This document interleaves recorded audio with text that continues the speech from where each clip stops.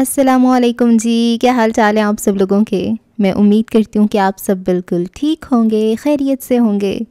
Novel नमल bye Nimra Ahmad की ये 16वीं किस्त है, और अगर आप 16वीं किस्त तक पहुँच गए हैं और आपने अभी तक नहीं किया चैनल को सब्सक्राइब, तो फ़ौरन से पहले कर लें चैनल को सब्सक्राइब। रखते जहाँ कोई लुटाने इधर आ भी न सके, उसे मुश्किल तो नहीं दश्ते वफा के जावे। वेटिंग रूम में सादी कुर्सी पे बैठा था, सर झुकाए अपने हाथों को बाहम मसलता। बड़े अब्बा को आते देखकर वो सीधा हुआ और संजीदगी से उनकी आंखों में देखा। मैंने टेस्ट करवाए थे, अभी रिपोर्ट्स आ जाएंगी। किस चीज़ का टेस्ट? हनीन चौंकी। बड़े अब्बा ने भी हैरत से उसे देखा। किडनी डोनर नहीं मिला, डॉक्टर ने कहा है करीबी रिश्तेदारों का गुर्दा ज़्यादा बेहतर रहेगा। भाई, हनीन का सांस अटक गया। सादी? बड़े अब्बा मुतहैयर रह गए, फिर वहशत से आगे हुए। तुम नहीं, बिल्कुल भी नहीं, अभी तुम्हारी उम्र ही क्या है। डॉक्टर ने कहा है मैं डोनेट कर सकता हूँ, मेरा दिल भी यही कहता है। वो आंखें सुकेड़ कर तीखी नज़रों से दादा को देखकर चुबा चुबा कर कह रहा था। उन्होंने अचंभे से उसे देखा। क्या तुम किसी बात पे खफा हो? उसको छोड़े, मुझे सिर्फ एक गारंटी दें, अगर मेरा गुर्दा मैच कर गया तो आप जुमर को नहीं बताएंगे कि ये मैं दे रहा हूँ। बिल्कुल नहीं, जुमर कभी तुमसे गुर्दा नहीं लेगी, तुम ऐसा नहीं करोगे। वो तड़प गए थे। हनीन व्हील चेयर थामे हनूस शॉक्ड सी खड़ी थी। हनीन, क्या तुम बाहर जाकर सिस्टर हुमैरा से पूछ सकती हो कि रिपोर्ट्स आई या नहीं? वो सर उठाकर स्पार्ट अंदाज में कहने लगा। हनीन ने शल जहन के साथ इस बात में सर हिलाया और बाहर निकल गई। सादी ने दोबारा उन्हीं नज़रों से बड़े अब्बा को देखा। इस वक्त उनको किडनी चाहिए, मैं दे रहा हूँ, मगर आप उनको नहीं बताएंगे। और अब्बा को गुस्सा चढ़ने लगा। मैं तुम्हें अव्वल तो ऐसा करने ही नहीं दूंगा, और अगर तुमने ज़िद की तो मैं जुमर को ये बात बता दूंगा, फिर वो सारी ज़िंदगी डायलिसिस करवाती रहेगी, मगर तुमसे गुर्दा नहीं लेगी। कोई अपने बच्चों से कुर्बानी मांगता है क्या? सादी ने लब भींचे इस बात में गर्दन हिलाई, पीछे होकर बैठा। मुझे मालूम है कि मेरी फ़ीस वही देती हैं। बड़े अब्बा को झटका लगा, बेयकीनी से उसे देखने लगे। क्यों, क्या वो नहीं देती? कर दे इनकार। वो बस उसे देख कर रह गए। सदमा सा सदमा था, उसकी आंखें गुलाबी पड़ रही थीं। देती है ना?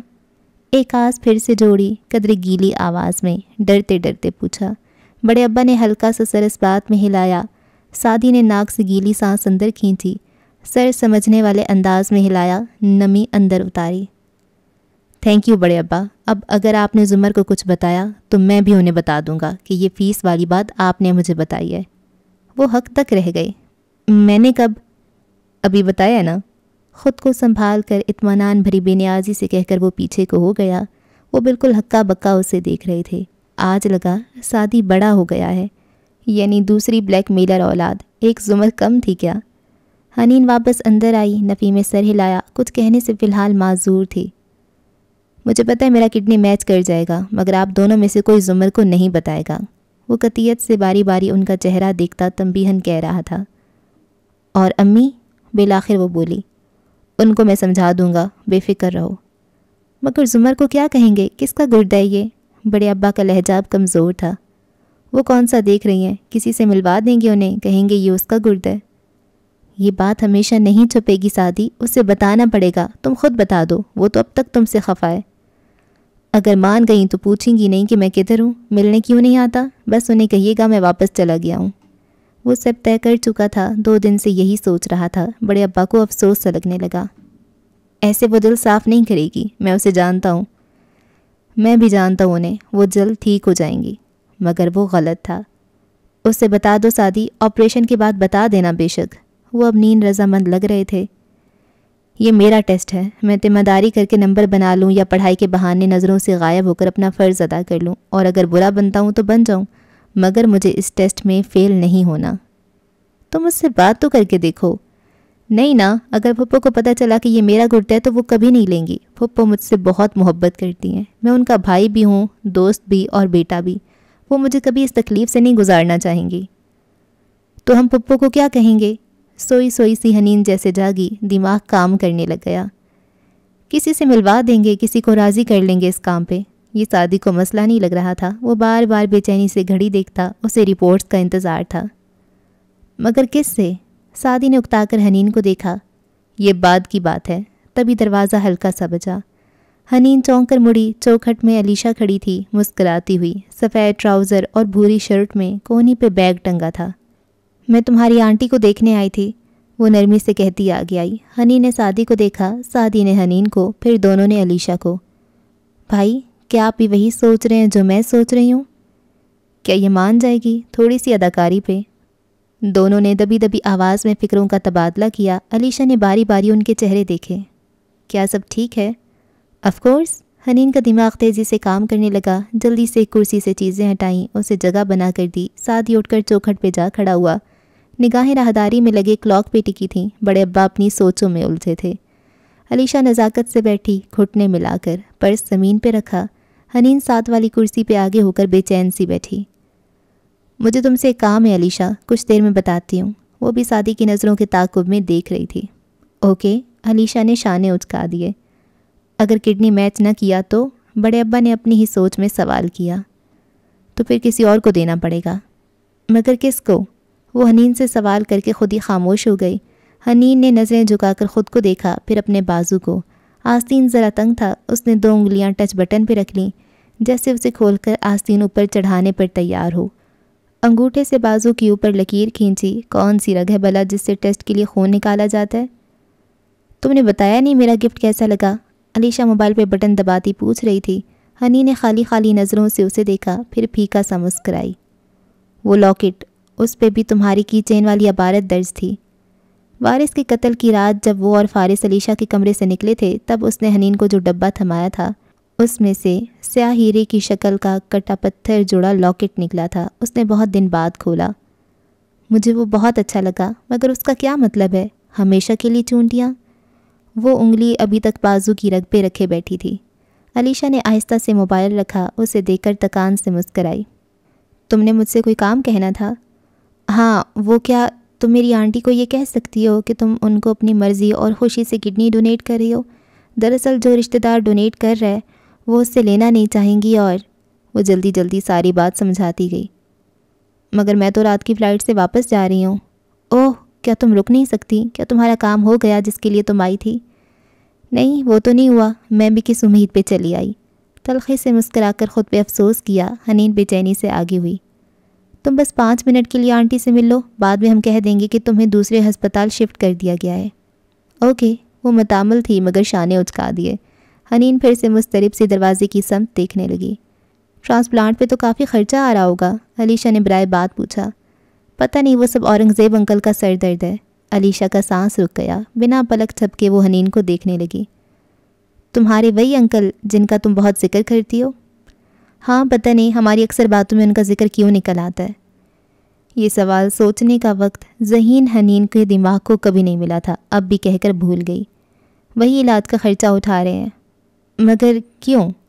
حیرت زدہ سی وہ بمشکل پوچھ پائی۔ حنین نے شانے اچکا دیے، ابھی تک چوکھٹ کو دیکھ رہی تھی۔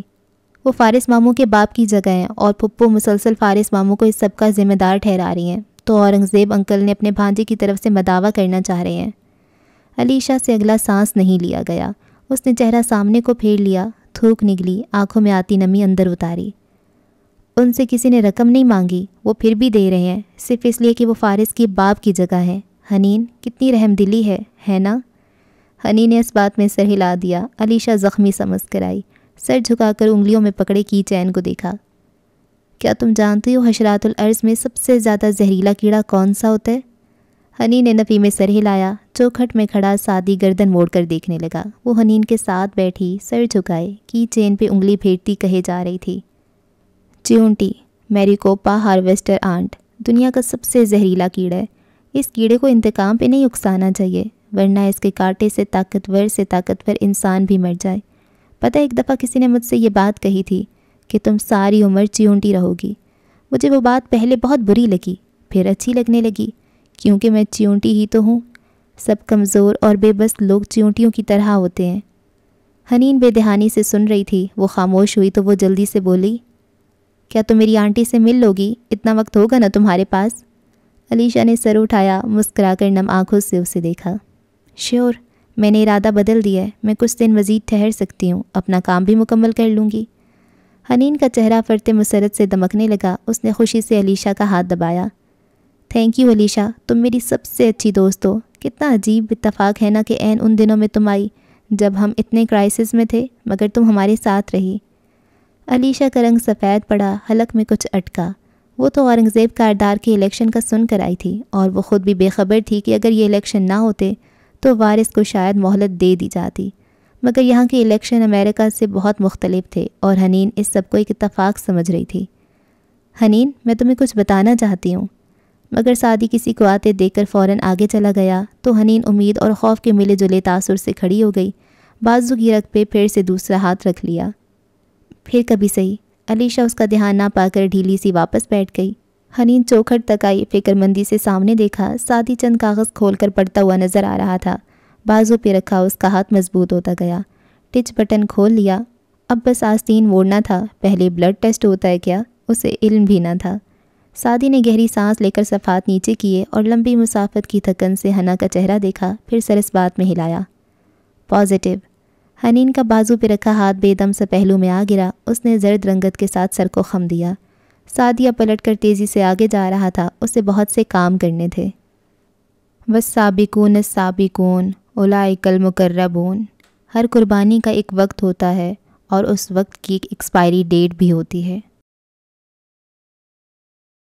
کیوں داد غم ہمیں نے طلب کی، برا کیا ہم سے جہاں میں کشتہ غم اور کیا کیا نہ تھے۔ اور ہسپتال کے کمرے میں کرسی پہ بیٹھی علیشا کو مشکوک انداز میں گھورتی، تکیوں سے ٹیک لگائے وہ زمر یوسف تھی، اور وہ اتنی جلدی مان جاتی ناممکن تھا۔ اور آپ مجھے اپنا گردہ کیوں دینا چاہتی ہیں؟ اس کو ہضم نہیں ہوا تھا، اس لیے تفتیش شروع کر دی۔ جواب میں علیشا نے کافی بے نیازی سے شانے اچکائے۔ میں اس واقعے کا ذمہ دار خود کو سمجھتی ہوں۔ اگر میں آپ کے آفس آ جاتی تو نہ آپ ادھر جاتی، نہ دہشت گردی کا نشانہ بنتی۔ میں نے ٹیسٹ کروائے ہیں، گو کہ مجھے کم عمری سے دمے کی شکایت ہے، مگر اس کے علاوہ میں بالکل صحت مند ہوں اور ڈونیٹ کر سکتی ہوں۔ اور آپ چاہتی ہیں کہ میں اس وجہ پہ یقین کر لوں؟ زمر نے تیکھی نظروں سے مسلسل اس کا چہرہ دیکھتے ہوئے کہا۔ نہ کریں، آپ کی مرضی، مگر میں دوسری وجہ بھی ضرور بتانا چاہوں گی۔ علیشا ذرا رکی، سامنے بے چین سی کھڑی حنین اور قریب بیٹھے مضطرب سے بڑے ابا کو دیکھا، پھر اسی اعتماد سے پروسیکیوٹر کی آنکھوں میں آنکھیں ڈال کے بولی، مجھے اس قربانی کے عوض آپ کی فیملی ایک اچھی قیمت دے رہی ہے، جسے میں واپس جا کر یونیورسٹی فیس کے لیے استعمال کروں گی۔ اپنی زندگی بنانے کا اتنا اچھا موقع میں ضائع نہیں کروں گی۔ اگر مزید پیسے چاہیے ہوئے تو میں اس قربانی کو کسی ٹی وی شو میں اپنی کہانی چلوا کر کیش کروا لوں گی۔ آخر میں اس نے بے فکری سے شانے اچکائے۔ حنین کے لب کھل گئے، وہ ہکا بکا سی علیشا کو سن رہی تھی۔ کیا اس نے فرض کر لیا تھا کہ اداکاری صرف زمر پہ ختم ہو جاتی ہے؟ مگر یہ اللیگل ہے۔ زمر کے فکرے پہ وہ سب چونکے۔ قانون کے مطابق ڈاکٹر کبھی بھی ٹرانسپلانٹ نہیں کر سکتا اگر گردہ خون کے رشتہ دار کا نہ ہو تو۔ آپ سب مل کر ایک غیر قانون کام کیسے کر سکتے ہیں؟ ابرو بھینچ کر تادیبی انداز میں اس نے باری باری ان تینوں کے چہرے دیکھے، اور بڑے ابا نے کئی دفعہ کی سوچی گئی خواہش دل میں دہرائی، کاش انہوں نے کبھی اس لڑکی کو قانون نہ پڑھایا ہوتا۔ یہ عورت تو غیر ملکی ہے، مگر آپ کو تو قانون کا علم ہونا چاہیے ابا۔ ہم نے اس کا بھی حل نکال لیا ہے، حنین ہمت کر کے بولی تو زمر گردن موڑ کر اسے دیکھنے لگی۔ ہم پیپرز پہ سعدی بھائی کا نام لکھوائیں گے۔ زمر کے تاثرات بدلے، وہ دہل کر رہ گئی تھی۔ سعدی کا کیوں؟ وہ ایک دم تڑپ کر متوج سی بولی، پھر غصے سے ابا کو دیکھا۔ سعدی کا نام کڈنی ڈونر کے طور پہ کبھی بھی نہیں لکھیں گے آپ لوگ۔ ٹھیک ہے، نہیں لکھتے، لیکن اگر یہ فرینچ امریکن عورت نہیں دے گی، بڑے ابا نے علیشا کی طرف اشارہ کر کے سنجیدگی سے کہنا شروع کیا، تو کسی خون کے رشتہ دار کو دینا پڑے گا۔ فہرست بناتے ہیں، پہلے نمبر پہ میں ہوں، میرا میچ نہ کیا تو پھر سعدی ہوگا اور پھر حنین، اگر اس کا بھی نہ لگ سکا تو اسامہ تو ہے نا۔ ابا، اس کے دل پہ کسی نے پیر رکھ دیا تھا، صدمے سے آنکھیں گلابی پڑنے لگیں۔ بالکل بھی نہ کہنا زمر کہ تم تندرست نہیں ہونا چاہتی، ہر کوئی تندرست ہونا چاہتا ہے، تم الگ نہیں ہو، اس کے علاوہ کوئی آپشن نہیں ہے تمہارے پاس۔ زمر بالکل چپ ہو گئی، بے بسی سے سر جھکائے لب کاٹنے لگی۔ دل بہت برے انداز میں دکھایا تھا حنین کی بات نے، مگر یہ غیر قانونی ہے۔ اس کی آواز اب کی کمزور تھی۔ ہاں، اور جو تمہارے ساتھ ہوا وہ بھی غیر قانونی تھا۔ زمر کی آنکھوں میں کرب کے ساتھ طے ابھرا۔ ہوا نہیں، جو میرے ساتھ فارس نے کیا وہ غیر قانونی تھا۔ پھپھو میں ادھر ہی تھی، ماموں نے آپ کو کوئی کال نہیں کی، میں جھوٹ نہیں بول رہی۔ اس کے بیڈ کی دائیں طرف کھڑی حنین بے بسی سے بولی۔ زمر نے گہری سانس لے کر خود کو نارمل کرتے ہوئے سر جھٹکا اور پیچھے ہوئی، اب کہ بولی تو آواز سنبھلی ہوئی تھی۔ مجھے معلوم ہے تم جھوٹ نہیں بول رہی، فارس بہت سمارٹ ہے، اسے تمہیں ڈاج کرنے کے 1000 طریقے آتے ہیں۔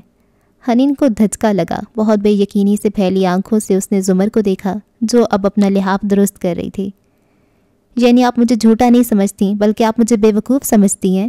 یہ صدمہ زیادہ بڑا تھا. زمر انسنا کرتی لحاف ٹھیک کر کے پیچھے کو ہو گئی. حنین کے لب بھنس گئے. بڑے ابا کی معذرتی نظروں کو دیکھے بنا وہ سرد لہجے میں بولی, اوکے پپو, ہم سعدی بھائی کا نام لکھوا کر آپ کو ہرٹ نہیں کریں گے. ہم حنین یوسف کا نام لکھوا دیں گے. اب ٹھیک ہے نا؟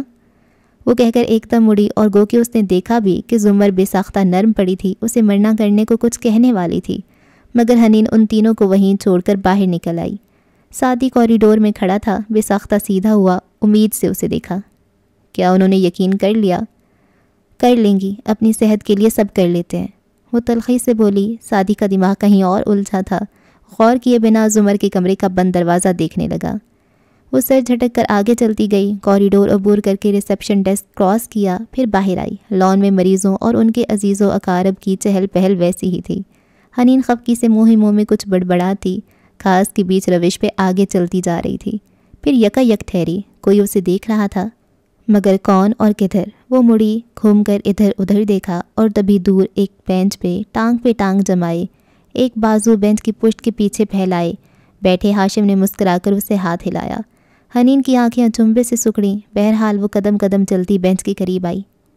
سعدی بھائی اندر ہیں. اس نے اپنی تئیں ہاشم کو درست سمت دکھائی مگر وہ بس مسکرا کے اسے دیکھے گیا. ابھی مل کر آ رہا ہوں اس سے. اس نے بتایا کہ ڈونر کڈنی مل گیا ہے مگر جس شخص سے خریدا ہے اس کے بارے میں زمر کو بتانے کی بجائے تمہاری کوئی فرینڈ. ہاشم نے فکرہ ادھورا چھوڑا. یہ کور سٹوری صرف ہاشم کے لیے گھڑی تھی. سعدی اس پہ لاکھ اعتماد کرتا مگر یہ اس کے خاندان کا اندرونی معاملہ تھا اور ہاشم کو بتانے کا مطلب تھا زمر کو کبھی نہ کبھی وہ بتا دے گا. اس کو صرف حنین کی دوست کوئردہ دے رہی ہے کہہ کر بھی ٹال نہیں سکتے تھے کہ علیشہ اس اداکاری کے لیے دوبارہ مہیا نہیں ہوگی. ہاشم آتا جاتا رہے گا. اگر کھٹک گیا تو کھوج لگائے گا اور پتہ چلنے پہ سعدی سے بد اعتماد ہو جائے گا. سو پہلے ہی اسے مطمئن کر دیا. وہ ہو بھی گیا. اس کی بلا سے گردہ غیر قانونی طور سے ہی خریدا ہو. اس کا مسئلہ تو صرف علیشہ تھی جس نے اپنی فلائٹ آگے کروا لی تھی. میری فرینڈ علیشہ. اس نے پپو کو کنونس کر لیا ہے مگر آپ یہ بات پپو کو مت بتائیے گا. وہ سینے پہ بازو لپیٹے اس کے سامنے کھڑی سنجیدگی سے کہہ رہی تھی. کیا یہ کہنے کی بات ہے؟ ہاشم نے حیرت سے پوچھا. پھر گردن پھیر کر ہسپتال کو دیکھنے لگا. علیشہ. کیا تم مجھے اس سے ملوا سکتی ہو ابھی اسی وقت؟ اوکے. وہ متذبذب تھی. اور ہاں, تم بھی اس کو نہیں بتاؤ گی کہ تم اسے مجھ سے ملوانے باہر لا رہی ہو؟ شیور. پلکیں سکیڑ کر اسے مشتبہ نظروں سے دیکھتی وہ مڑی اور اندر چلی آئی. سعدی اب وہاں نہیں تھا. اس نے دروازے سے ہی اندر زمر سے باتیں کرتی علیشہ کو اشارہ کیا. وہ معذرت کرتی اٹھائی. آؤ باہر چلتے ہیں.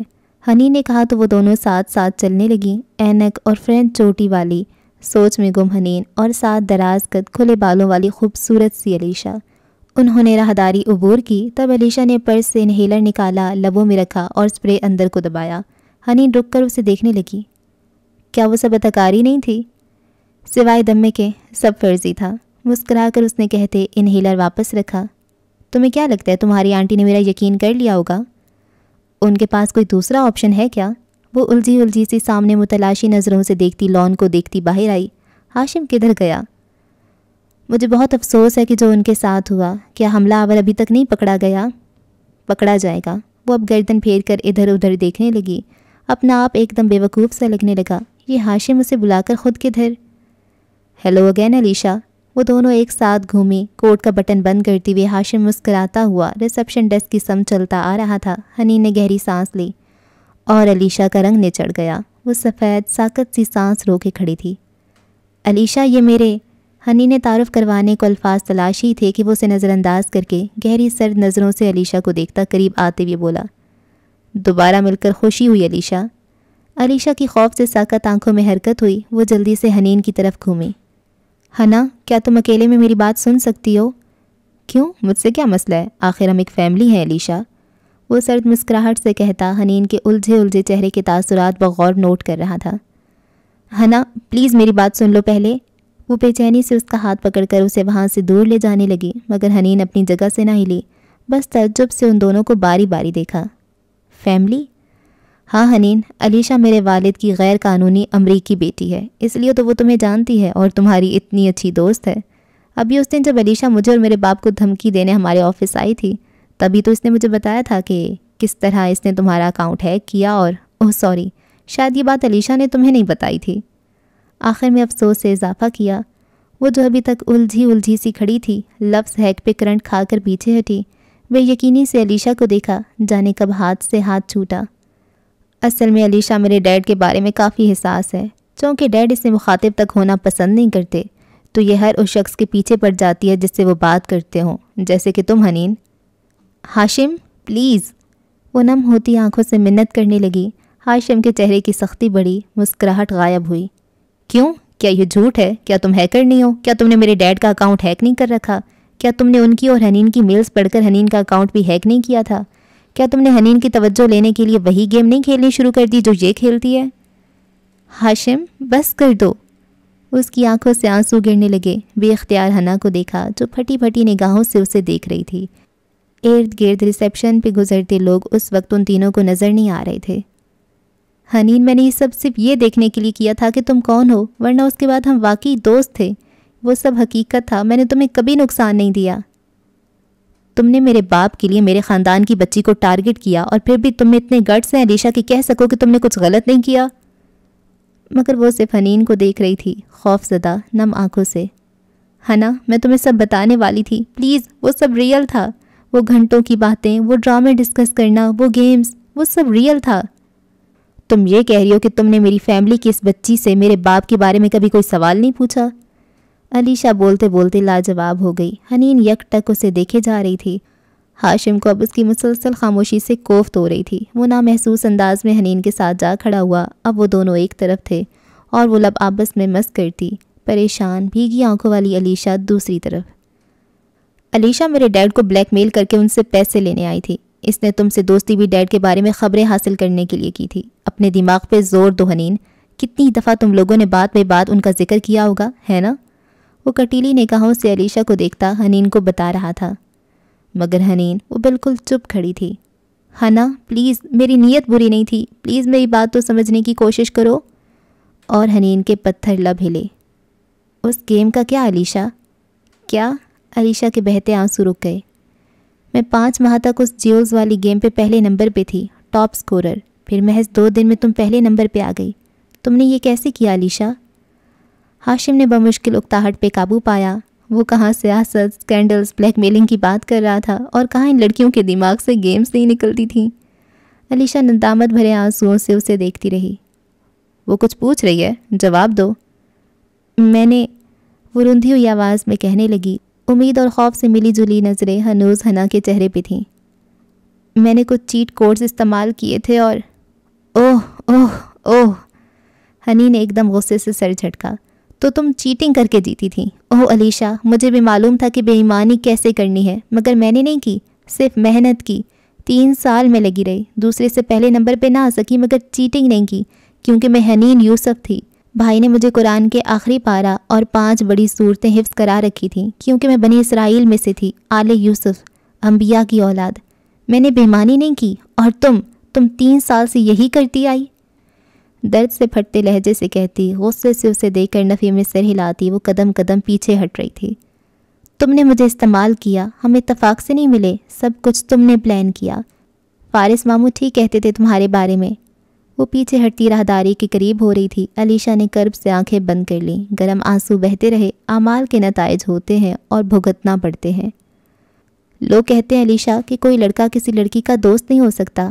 آج دل چاہ رہا ہے ان سے پوچھنے کا کہ کیا کوئی لڑکی بھی کسی لڑکی کی دوست بن سکتی ہے؟ نفی میں سر ہلاتی وہ مڑی اور تیز تیز اندر چلتی گئی۔ مطمئن سے کھڑے ہاشم نے اب کے رخ پھیر کے فرصت سے علیشا کو دیکھا جو آنکھیں بند کیے کھڑی تھی، پھر اسے کوہنی سے تھاما اور دھیرے دھیرے ساتھ لے کر باہر آیا۔ ایک کونے میں نسبتاً سنسان جگہ پہ آ کر اس نے علیشا کی کوہنی چھوڑی۔ I am really sorry Alisha, لیکن اگر تم نے یہ سمجھا تھا کہ تم ہاشم کاردار کو بلیک میل کر سکتی ہو تو تم غلط تھیں۔ علیشا نے بھیگی آنکھیں کھولیں، دکھ سے اسے دیکھا۔ وہ میری دوست ہے، تھی، اب نہیں رہی، آئندہ۔ انگلی اٹھا کر سختی سے تنبیہ کی۔ اگر تم نے اس سے کوئی بھی رابطہ کیا تو میں اس سے بھی زیادہ کر سکتا ہوں تمہارے ساتھ۔ تم شیطان ہو۔ وہ نفرت سے اسے دیکھتی رہی۔ آنسو اب تھم رہے تھے، غصہ اس کی جگہ لے رہا تھا۔ थैंक यू इस कॉम्प्लीमेंट के लिए। अब तुम आंसू साफ करो और जाओ, बाहर निकल कर पहली काली गाड़ी में बैठ जाओ, वो तुम्हें होटल ले जाएगी। सामान पैक करो और एयरपोर्ट जाओ, वरना तुम्हारी आज रात की फ़्लाइट का वक्त निकल जाएगा। ये कुछ रकम है, इसमें रख लो। कोट की अंदरूनी जेब से खाकी लिफाफा निकाल कर बढ़ाया। अलीशा ने तनफ्फुर से उस लिफाफे को देखा। मुझे ये खैरात नहीं चाहिए, यूनिवर्सिटी की फ़ीस नहीं दे सकते तो इसकी भी क्या ज़रूरत थी। दरअसल ये खैरात नहीं है, ये तुम्हारी माँ के हॉस्पिटल के बिल्स जितनी रकम है। ओह, आई एम सो सॉरी, शायद आज तुम्हारी अपनी माँ से बात नहीं हुई। वो एकदम बहुत ही हमदर्दी से बोला। अलीशा ने चौंक कर उसे देखा। वो मोबाइल पे कुछ निकालने लगा। मैंने सुना है कि चंद घंटे कबल तुम्हारी माँ को किसी नीम तारीख सड़क पे एक कार ने टक्कर दे मारी थी। इत्तफाक से उस गली के सीसीटीवी कैमरास ख़राब थे और मौके का कोई गवाह भी नहीं है। बहरहाल जिस अस्पताल में वो दाखिल है, जहाँ अभी उसकी हालत ख़तरे से मुकम्मल तौर पर बाहर नहीं है, वहाँ काम करने वाले मेरे एक दोस्त ने ये मुझे भेजा था। साथ ही नरमी से मुस्कुराते हुए मोबाइल स्क्रीन सामने की। वो जो दम बखुद सी सुनते जा रही थी, तेज़ी से आगे हुई। स्क्रीन पे अस्पताल के बिस्तर पे उसकी माँ थी, गर्दन में कॉलर, एक बाजू प्लस्तर में। अलीशा ने बेख्तियार चीख रोकने को मुंह पे हाथ रखा। सो अलीशा, ये खैरात नहीं है, ये तुम्हारे काम आएगा। मोबाइल वापस रखा और वो लिफाफा उसकी कोहनी पे टंगे पर्स में गिरा दिया। फिर कोट के अंदरूनी जेब से कागज़ और कलम निकाल के उसके सामने किया। ये तुम्हारा बयान हल्फी है, जिसके तहत तुम माँ की बीमारी के बाइस वापस जा रही हो, और ये कि तुम्हारा फारिस गाजी के केस से कोई ताल्लुक़ नहीं है। ना तुम कत्ल के वक्त उसके साथ थी, ना ही तुम उसको बेगुनाह समझती हो। और अगर तुमने ये साइन नहीं किया तो मेरा दोस्त जो उस अस्पताल में तुम्हारी माँ के साथ है, वो बहुत काम का बंदा है। तुम जानती हो वो क्या क्या कर सकता है। मुझे ऐसे अल्फाज कहने पे मजबूर ना करो। बेलचक अंदाज में कहते हुए हाशिम ने कलम खोल के उसके हाथ में थमाया, कागज़ सामने किया। अलीशा के बेबस आंसू बहे जा रहे थे और इतनी ही नफ़रत से हाशिम को देख रही थी। मैं अमरीकी शहरी हूँ, मैं अभी अपने सफारत खाने को फ़ोन कर सकती हूँ और इस सब के बारे में बता सकती हूँ। बिल्कुल उसी तरह करो, बल्कि ये करने के लिए मेरा फ़ोन इस्तेमाल कर लो। फ़ौरन से हाशिम ने अपना मोबाइल उसकी तरफ बढ़ाया। अमेरिकन कॉन्सुलेट की फ़र्स्ट सेक्रेटरी का नंबर मेरे स्पीड डायल की 25वीं नंबर पे महफूज है। मेरी बहुत अच्छी जान पहचान है उससे। ओह, शायद तुम भूल गई कि मैं, मेरा भाई, मेरी माँ, हम सब भी अमरीकी शहरी हैं। यहाँ करने दस्तखत। साथ ही बहुत सहूलत से कागज़ पे इशारा किया। अलीशा बेबसी से उसे देखती रही, फिर बाईं हाथ की पुश से आंसू साफ किए, कागज़ दीवार से लगाया और दस्तखत करती गई। याद रखना हाशिम, तुम भुगतोगे, खुदा तुम्हें कभी माफ़ नहीं करेगा। ये कहकर वो आंखों में आंसू लिए पलट गई। हाशिम ने कलम बंद किया, कागज़ समेत जेब में रखा और उसे दूर जाते देखता रहा। फिर गहरी सांस ली। चलो, ये बाब तो ख़त्म हुआ। ये कौन लोग हैं जो रोशनी पे हैं मामूर, दिए बुझाए हैं कितने नए जलाए नहीं। अगली सुबह हाशिम और जवाहरात हशाश बशाश और खुशगवार मूड में बातें करते अस्पताल की राहदारी में चलते हुए आ रहे थे। हनी ने वेटिंग रूम के दरवाजे से उनको आते देखा और फिर वापस अंदर हो गई। हाशिम ने भी उसे देख लिया था, तभी जवाहरात से कहा, आप ठहरें, मैं आता हूँ। वो वहीं खड़ी हो गई और हाशिम मुतलाशी नज़रों से देखता आगे बढ़ता आया, यहाँ तक कि वेटिंग रूम के सामने आ रुका। अंदर कुर्सी पे हनीन बैठी नज़र आ रही थी, घुटने मिलाए, सर झुकाकर वीरान नज़रों से अपने हाथों को देखती। वो बिल्कुल शल थी। अलीशा पिछली रात की फ़्लाइट से वापस जा चुकी थी और हनीन गालबन अभी तक शौक में थी। हनीन, बेटा आप ठीक हो? वो नरमी से पूछता 2 कदम अंदर आया। हनीन ने चेहरा उठाकर खाली खाली आंखों से उसे देखा। आई एम सो सॉरी, मुझे पहले पता होता कि वो तुम्हारी दोस्त है तो मैं तुम्हें ख़बरदार कर देता, मगर परेशान ना हो, वो अब तुम्हें हरगिज़ तंग नहीं करेगी। तसल्ली देते हुए वो मज़ीद आगे आया। हनीन बस आंखों में खामोशी लिए उसे देखती रही। वो ऐसी लड़की है, हमें काफ़ी अरसे से तंग करी है। यकीन करो डैड उसको इतने पैसे दे चुके हैं मगर उसका दिल नहीं भरता। वो मोहब्बत लेने हमारे पास आती तो हम उसे अपने साथ रख लेते, मगर वो हमेशा पैसों के लिए आती है। हनीन बस उसे देखे गई चुपचाप। अगर वो दोबारा तुम्हें कोई नुकसान देने की कोशिश करे तब तुम सबसे पहले मुझे बताओगी, मैं उसे संभाल लूँगा। ओके बेटा? वो नरमी से हमदर्दी से बताता जा रहा था। हनीन उसी तरह उसे देखे गई, यहाँ तक कि हाशिम चुप हो गया।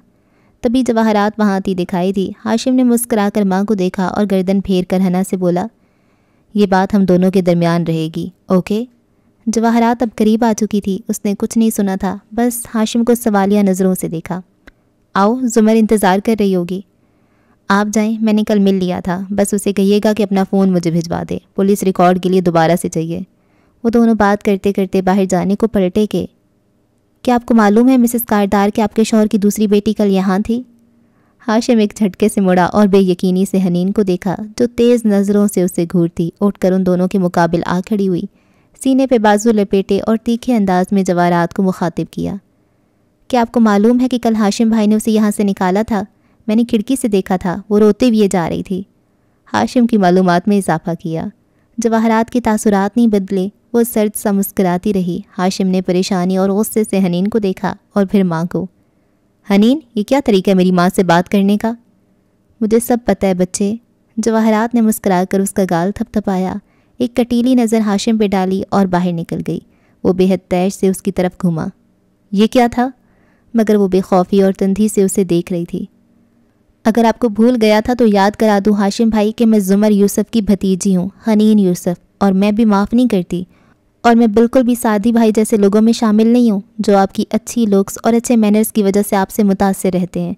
मुझे आप पहले भी नापसंद थे और जो कल आपने किया उसके बाद तो मैं आपको ज़्यादा नापसंद करने लगी हूँ। चुबा चुबा कर बोलती उसकी आवाज़ ऊंची होने लगी। हाशिम गुस्सा ज़ब्त किए लब भींचे खड़ा रहा। आपने मुझे इस्तेमाल किया, अपना और अलीशा का जो भी झगड़ा था उसमें से अपना मकसद निकालने के लिए। आपको पता था वो मेरी दोस्त है, मगर आपने उस वक्त नहीं बताया जब उसे लाने को मुझे अंदर भेजा था। मैं सादी भाई नहीं हूँ जो आपकी हर बात को सही समझ लूँगी। फिर उंगली उठाकर उसकी आंखों में आंखें डाले तंधी से वार्निंग दी। आइंदा मुझे इस्तेमाल करने की कोशिश की आपने तो मैं इससे भी बुरा कर सकती हूँ, क्योंकि आप अभी मुझे जानते नहीं हैं। घूर कर उसे देखती वो साथ से निकलकर आगे बढ़ गई और हाशिम ज़ब्त से गहरे सांस लेता वहीं खड़ा खौलता रहा। कुछ देर तक तो उसे यकीन नहीं आया, ये कैसे हो सकता है। वो शौक़ आलम में नहीं बैठी थी क्या? वो गुस्से में बैठी थी। फिर तेज़ी से उसने फ़ोन निकाला। खावर ने पहली घंटी पे कॉल उठा ली। Yes sir. क्या अलीशा का दोबारा रब्ता हुआ है सादी की बहन से? नहीं सर, मैं मॉनिटर कर रहा हूँ, वो अलीशा के किसी मैसेज का जवाब नहीं दे रही। ओके। एक तसल्ली बख्श एहसास सा अंदर उतर आया। जब वो बाहर आया तो हनीन बड़े अब्बा की व्हील चेयर जुमर के कमरे से निकाल रही थी। उसने एक तेज़ निगाह हना पे डाली, वो भी जवाब में उतनी ही शोला बार नज़रों से उसे घूरती पलट गई और व्हील चेयर दूर ले जाने लगी। दिल उसका अभी तक ज़ोर ज़ोर से धड़क रहा था। क्या उसने रात से सोचे गए सारे पॉइंट्स कह दिए ना? कुछ रह तो नहीं गया? हाँ, आए थे मुझे इस्तेमाल करने। हाशिम तेज़ तेज़ चलता दूसरी जाने मुड़ गया। उससे अब बाहर कार में बैठकर जवाहरात के आने का इंतज़ार करना था। जवाहरात अंदर जुमर के सामने कुर्सी पर बैठी गुस्से से कह रही थी, मैं सोच भी नहीं सकती थी कि हमाद ऐसा करेगा। मैंने तुम्हें बताए बगैर कि तुम उस इज़्ज़त नफ्स का मसला ना बना दो। हमाद को ऑस्ट्रेलिया में अपनी कंपनी में जॉब भी ऑफ़र की, बस शहर बदलना पड़ता, मगर 3 गुना ज़्यादा कमा लेता। और उसने क्या किया? जिस मैनेजर से उसे मिलवाया उसी की बेटी को फांस लिया। वो गोया अभी तक वर्ता हैरत में थी। तकियों से टेक लगाए नीम तराज जुमर बस चुप सी उसे देखे गई। तुम कहो तो मैं उस मैनेजर को अभी फायर किए देती हूँ। उसको मालूम था कि हमाद की शादी होने वाली है, फिर भी उसने अपनी बेटी के आगे हथियार डाल दिए। दुनिया कितनी खुदगर्ज है। जवाहरात ने झुरझुरी ली। इसकी ज़रूरत नहीं है, हमाद ने दुरुस्त फैसला किया, उसे यही करना चाहिए था। वो वीरान आंखों से खिड़की को देखने लगी। मगर तुम कैसे इस जाति पे खामोश रह सकती हो? वो तुम्हारा मंगेतर है, तुम्हें स्टैंड लेना चाहिए। उसने कुछ गलत नहीं किया मिसेस कारदार, मैं जानती हूँ मैं कभी माँ नहीं बन सकूँगी, मेरी कभी कोई फैमिली नहीं हो सकेगी। ऐसे में उसकी जगह कोई भी होता तो यही करता। कुर्सी पे बैठी जवाहरात के चेहरे पे हमदर्दी उभरी, दिल में दर्द सा जागा। आई एम रियली सॉरी हर उस चीज़ के लिए जो तुम्हारे साथ की गई। हाथ बढ़ाकर उसके पैर को ज़रा सा दबाया। बस तुम किसी को बददुआ न देना, करने वाले को किसी बात ने मजबूर कर दिया होगा, वरना इतना जुल्म कोई हंसी खुशी नहीं कर सकता। जुमर ने आंखें उठाकर तकान से उसे देखा। यही तो समझने से कासिर हूँ, इतने दिन से यही तो सोच रही हूँ कि फ़ारिस ने मेरे साथ ऐसा क्यों किया। ना कोई दुश्मनी थी, ना पुराना बग़ज़, मैं तो उसकी टीचर थी, मेरे कितने काम करके देता था, फिर एकदम वो कैसे बदल गया। जवाहरात की आंखों में छाई हमदर्दी गायब हुई, उसकी जगह बेचैनी ने ले ली। उसके पाँव से हाथ हटा लिया। हो सकता है कोई पुराना अनाथ हो, कोई रिश्ते वगैरह का चक्कर। वो एहतियात से लफ्ज़ अदा कर रही थी। जुमर की हमायत किसी कीमत पर नहीं खोनी थी। ऐसा कुछ भी नहीं था, कभी भी नहीं। वो नागवारी से तड़क कर बोली, वो मेरा स्टूडेंट था बस। जवाहरात जल्दी से मुस्कराई। मैं तो महज एक ख़याल का इजहार कर रही थी। अमूमन कत्ल 3 बातों पे होते हैं, ज़न, ज़र, ज़मीन, यानी इश्क, दौलत या अपनी ताकत का गुरूर। लेकिन हो सकता है वजह वही हो जो वो कह रहा था, अपने पहले कत्ल को छुपाना। नहीं, वो लब दांत से कुचलती नफ़ी में गर्दन हिलाने लगी। صرف یہ بات نہیں تھی، اس روز وہ فارس لگ ہی نہیں رہا تھا۔ اس نے کبھی مجھ سے ایسے بات نہیں کی، پھر ایک دم سے میرے ساتھ ایسا کیوں کیا؟ وہ پلکیں سکیڑ کے کھڑکی کو دیکھتی سوچے گئی، پھر آنکھوں میں یاسیت ابھری۔ کیا معلوم واقعی وہ فارس نہ ہو، کسی نے فارس بن کر مجھ سے بات کی ہو، شاید میں ہی۔ جواہرات نے بے چینی سے پہلو بدلا۔ اور اس کے فنگر پرنٹس، وارث کی DNA والی رسی کا اس کی کار سے ملنا، اس کی گن، ہوٹل میں اس کے نام کا کمرہ، اس سب کی وضاحت کیسے کرو گی؟ اوہ، شاید تم اپنے والد اور بھابھی کی باتوں کا اثر لے کر کمزور پڑ رہی ہو۔ میں سمجھ سکتی ہوں، اپنوں کے لیے انسان کو بہت کچھ کرنا پڑتا ہے۔ سمجھنے والے انداز میں جواہرات نے سر کو خم دیا۔ میں نہ کمزور ہوں اور نہ کسی کا اثر لے رہی ہوں، وہ ناگواری سے تیزی سے بولی۔ میں صرف ان کے مفروضے کو دہرا رہی تھی، وہ فارس ہی تھا، اس نے مجھے شوٹ کیا، میں آج بھی اپنے بیان پہ قائم ہوں۔ شان نے اچکا کر خفگی سے رخ موڑ گئی۔ جواہرات کی لبوں پہ مسکراہٹ ابھری، ستائش سے اسے دیکھا۔ گڈ، تم ایک بہادر لڑکی ہو، تمہیں خاندان والوں کا دباؤ نہیں لینا، تمہیں فارس سے اپنا انتقام لینا ہے۔ میں پروسیکیوٹر ہوں، انصاف پہ یقین رکھتی ہوں، انتقام پہ نہیں، کم از کم تب تک نہیں جب تک انصاف کی امید باقی رہے۔ میں نے بیان دینا تھا، دے دیا، اب اور کچھ نہیں کرنا مجھے۔ جواہرات کو حیرت کا جھٹکا لگا۔ تم اس کو کورٹ میں پروسیکیوٹ نہیں کرو گی کیا؟ نہیں، ایک دوسرے پروسیکیوٹر اس کیس کو پلیڈ کریں گے۔ مگر تمہیں فارس کو اس طرح نہیں چھوڑنا چاہیے، اس کی وجہ سے تمہاری شادی۔ میں اپنی مرضی کی مالک ہوں مسز کاردار، جیسے خاندان کا دباؤ نہیں لیا ویسے ہی آپ کا بھی نہیں لوں گی۔ آپ چاہتی ہیں میں فارس کو سزا دلواؤں کیونکہ اس میں آپ کا بھی فائدہ ہے۔ میں جانتی ہوں آپ لوگوں کے جائیداد کے مسئلے ہیں، دشمن کا دشمن دوست ہوتا ہے، سو اب ہم دوست ہیں۔ وہ کافی سنجیدگی سے جواہرات کو دیکھ کر کہہ رہی تھی، جو آگے سے پھیکا سا مسکرا دی۔ اور میں آپ کی جگہ ہوتی تو یہی کرتی۔ میں سمجھ سکتی ہوں کہ آپ مجھے کیوں بار بار اس کے خلاف کارروائی پہ اکسا رہی ہیں، مگر میرا ایک خاندان ہے اور وہ شخص سعدی کا ماموں ہے۔ میں نے بیان دینا تھا، دے دیا، اب آگے عدالت جانے اور پولیس۔ فارس کا مجھ سے کوئی ذاتی جھگڑا نہیں تھا، اس نے یہ کسی اور وجہ سے کیا، ممکنہ طور پہ وہی جو اس نے بتائی تھی، اس لیے میں ذاتی طور پہ اس کے خلاف کچھ نہیں کروں گی۔ جواہرات بمشکل مسکرا پائی۔ میں سمجھ سکتی ہوں، بہت سی چیزوں میں ہم ایک جیسے ہیں زمر۔ خیر، تم نے درست فیصلہ کیا، اگر تم اس کے خلاف محاذ کھول لیتی تو ندرت یا اس کے بچے تمہاری شکل دیکھنے سے بھی رہ جاتے۔ مگر میں امید کرتی ہوں کہ تم اس کیس کو خود لینے سے اعتراض اس وجہ سے نہیں برت رہی کہ تم دور اندر کہیں اس کو بے گناہ سمجھتی ہو۔ زمر لمحے بھر کو بالکل چپ سی ہو کر جواہرات کا چہرہ دیکھنے لگی۔ کیا تم اندر سے اپنے ہی بیان پہ خود مشکوک ہو چکی ہو؟ مگر چونکہ خود کو غلط ماننے میں تمہاری ناک آڑے آتی ہے، سو تم اس پہ ڈٹی ہوئی ہو؟ ایسا نہیں ہے، وہ اب کے کافی مضبوطی سے بولی۔ کبھی کبھی مجھے متضاد خیالات آتے ہیں، مگر میرا یقین ان کے مقابلے میں زیادہ پختہ ہے۔ وہ فارس ہی تھا، کوئی بھی چیز مجھے اس بیان سے نہیں ہٹا سکتی۔ اپنی ناک عزیز ہے مجھے، مگر بے انصافی کی حد تک نہیں۔ اگر مجھے لگتا وہ بے گناہ ہے تو میں خاموش رہتی، وہ میرا اسٹوڈنٹ تھا۔ شاید اگر میرے ابا کو فالج نہ ہوا ہوتا تو بھی میں خاموش رہ جاتی، مگر اب نہیں۔ جواہرات گہری سانس لے کر اٹھ کھڑی ہوئی، مسکرا کر اس کے شانے پہ ایک ہاتھ رکھا، دوسرے سے اپنا بیگ اٹھایا۔ دشمن کا دشمن دوست ہوتا ہے، سو تم مجھے ہمیشہ اپنا دوست پاؤ گی۔ زمر نے سر اس بات میں ہلایا۔ جواہرات بیگ کندھے پہ لٹکاتی باہر نکل گئی۔ دروازہ بند ہوا تو زمر کے تاثرات بدلے، اسپاٹ چہرے پہ بے پناہ کرب امڈ آیا۔ اس نے مٹھی ہونٹوں پہ رکھی، آنکھیں بند کر کے ضبط کرنا چاہا، مگر آنسو امڈ آ رہے تھے۔ وہ خبر جس پہ وہ سارا وقت ضبط کر کے بیٹھی رہی، وہ پھر سے تمانچے کی طرح آن لگی تھی۔ حماد کی شادی ہو رہی تھی، حماد کہیں اور شادی کر رہا تھا۔ یہ سہنا اتنا آسان نہیں تھا جتنا اس نے ابھی جواہرات کے سامنے ظاہر کیا تھا۔ گردن جھکائے، ہاتھ ہونٹوں پہ دبا کر رکھے، وہ مسلسل بند آنکھوں سے آنسو روکنے کی کوشش کر رہی تھی۔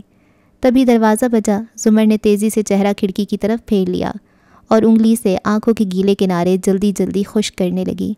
ذرا کھنکار کر روندھی آواز کا گیلا پن دبانا چاہا اور بولی، آ جائیے۔ دروازہ کھلنے کی آواز آئی۔ حنین بڑے ابا کی ویل چیئر اندر لا رہی تھی۔ زمر رخ موڑے سائڈ ٹیبل پہ کچھ تلاشنے لگی، ساتھ بار بار پلکیں جھپک کر ان کا گلابی پن دور کرنے کی کوشش کر رہی تھی۔ کیا تم سرجری کے لیے تیار ہو؟ پشت سے ابا کی آواز آئی۔ وہ جی کہتی سنجیدگی سے سیدھی ہوئی، آنکھیں اب ہلکی گلابی تھیں۔ حنین خاموشی سے بڑے ابا کی کرسی کے عقب میں کھڑی رہی۔ تم ٹھیک ہو جاؤ گی، انہوں نے نم آنکھوں سے مسکرا کر اسے تسلی دینا چاہی۔ وہ پھیکا سا مسکرائی۔ مجھے پتہ ہے۔ پھر قدرے بے چینی سے بند دروازے کو دیکھا۔ سعدی کہاں ہے؟ اسے بھی بلا لیں۔ بڑے ابا کی مسکراہٹ سمٹی، اس کی ذرا ذرا گیلی آنکھوں کو غور سے دیکھا اور پھر ان سے چھلکتی بے تابی کو، لب کھولے پھر بند کر دیے۔ وہ آ جائے تو میں اس کے سامنے حنین کو بتا دوں گی کہ میں تمہارے ماموں کے خلاف کیس نہیں لڑوں گی، نہ اس کے کیس کو فالو کروں گی۔ بھائی انگلینڈ چلا گیا تھا، ان کا ٹیسٹ تھا ایک پھپھو، سنجیدگی سے حنین نے بتایا۔ زمر بس اس کو دیکھ کر رہ گئی، بالکل یک ٹک، سانس روکے۔ سعدی چلا گیا؟ لفظ ٹوٹ ٹوٹ کر نکلے، حلق میں کچھ اٹکنے لگا۔ ہم تو ہیں نا بیٹا، اس کی مجبوری تھی، مگر وہ ہنوز ششتر سی حنین کو دیکھ رہی تھی۔ کیا اسے میرے آپریشن کا پتہ تھا؟ بھائی سے زیادہ کسے پتہ ہوگا؟ اس نے اس بات میں سر ہلا دیا۔ زمر کے لب بھینچ گئے، ابرو اکٹھے کیے، وہ خفگی سے دوسری جانب دیکھنے لگی۔ ندرت بھی آنے والی ہے، ہم سب تمہارے ساتھ ہوں گے سرجری کے دوران، سعدی بھی کال کرتا رہے گا۔ کال کرنا پرواہ کرنے کے مترادف نہیں ہوتا ابا، مگر وہ لب سیے دوسری جانب دیکھتی رہی۔ حنین ناگواری سے پلٹ گئی، اس کا دل ہر شے سے اچاٹ ہو رہا تھا۔ وہ باہر آئی تو سعدی منتظر کھڑا تھا، وہ خاموشی سے اس کے ساتھ جا کھڑی ہوئی، دونوں کی پشت دیوار سے لگی تھی اور نظریں سامنے تھیں۔ کیا آپ ایک دفعہ ان کو خداحافظ کہنے بھی نہیں جا سکتے تھے؟ میں نے ان سے بہت بدتمیزی کی تھی، اب نہیں سامنے جاؤں گا، وہ میری شکل دیکھ کر دل کی بات جان لیں گی۔ تو پھر زبان کی بات کا یقین کیوں نہیں کرتی؟ پھر ذرا نرمی سے بولی۔ صرف مل ہی لیں؟ سعدی نے سر کو دائیں بائیں ہلایا۔ مجھے ڈر ہے، ان کے سامنے جا کر میں رونے لگ جاؤں گا۔ گویا حنین کا دل کسی نے دبا دیا ہو۔ اس نے بے اختیار مڑ کر سعدی کا چہرہ دیکھا، وہ اداسی سے سامنے دیکھ رہا تھا، جینز پہ آدھے آستین کی میرون شرٹ، چھوٹے کٹے بال جو سامنے سے سیدھے اور سر کی پشت سے گھنگریالے تھے، چہرے پہ چھایا ایک معصوم سا تاثر۔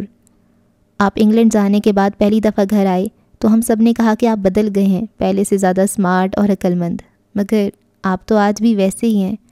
سعدی نے نظریں پھیر کر سوالیہ انداز میں اسے دیکھا۔ معصوم؟ وہ اداسی سے مسکرائی تو وہ بھی مسکرا دیا۔ معصوم کیا یہ میرا دوسرا نام ہے؟ پہلا کیا تھا؟ ہمارا سعدی۔ اور وہ دونوں ہنس پڑے، اداس سے ماحول میں زندگی کی کوئی تال کسی نے چھیڑی تھی۔ علیشہ کا کچھ پتہ چلا؟ اس سوال پہ حنین کی ہنسی تھمی، سر نفی میں ہلایا۔ میں نے اس کی ساری میلز اور میسیجز بغیر پڑھے مٹا دیے، ہر جگہ سے بلاک کر دیا، اس نے مجھے دھوکہ دیا ہے، میں دوبارہ اس سے کبھی بات نہیں کرنا چاہتی۔ تم نے صحیح کیا۔ اور آپ نے دیکھا کس طرح وہ اپنا بیان بدل کر چلی گئی، اس نے میرا غصہ ماموں پہ اتار دیا۔ شاید میں اس کی کال اٹھا لیتی اگر مجھے یہ نہ پتہ چلتا کہ اس نے اپنی گواہی بدل دی ہے۔ اپنے باپ سے مسئلہ تھا تو ان تک ہی رکھتی، مجھے کیوں درمیان میں لائی؟ وہ سخت رنجیدہ لگ رہی تھی۔